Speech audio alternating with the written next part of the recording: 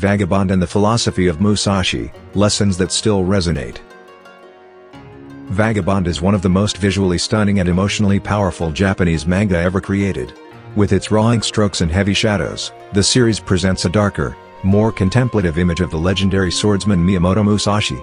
Fans across the world have been captivated by its unflinching portrayal of violence, solitude, and the pursuit of meaning.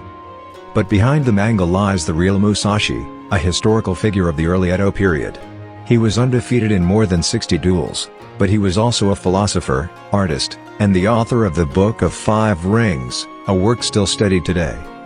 In this script, we explore how the fictional Musashi of Vagabond and the historical Musashi of the Book of Five Rings reflect one another. By linking the manga's imagery with his real words, we can uncover timeless lessons about discipline, struggle, and self-mastery. Chapter 2: The Vagabond Image of Musashi. Takehiko Inoue's Vagabond does not simply glorify Musashi as a heroic figure. Instead, it shows him as a man burdened by loneliness, haunted by his own violent path, and questioning what it truly means to live as a warrior. The manga highlights his weaknesses and insecurities. We see him bleeding, starving, wandering through forests, asking whether his pursuit of strength is meaningful at all. This raw portrayal resonates strongly with Western audiences because it mirrors the archetype of the dark hero, a figure torn between power and humanity, victory and emptiness. In many scenes, Musashi is portrayed not as a glorious swordsman, but as a wanderer struggling to survive in nature. His journey is less about defeating opponents and more about facing himself. Chapter 3: Words from the Book of Five Rings. Musashi's philosophy was not just about winning duels, it was about a way of life. His book outlines strategies for combat, discipline, and understanding the flow of life itself. One of his most famous sayings is, "Train for 1,000 days to call it discipline, and 10,000 days to call it mastery." This mirrors Vagabond, where Musashi pushes his body to the edge in endless training. Another principle was, think of what is right and true. Do not lose the way. In Vagabond, Musashi often stops to ask himself, is strength for its own sake enough? Or is there a deeper meaning?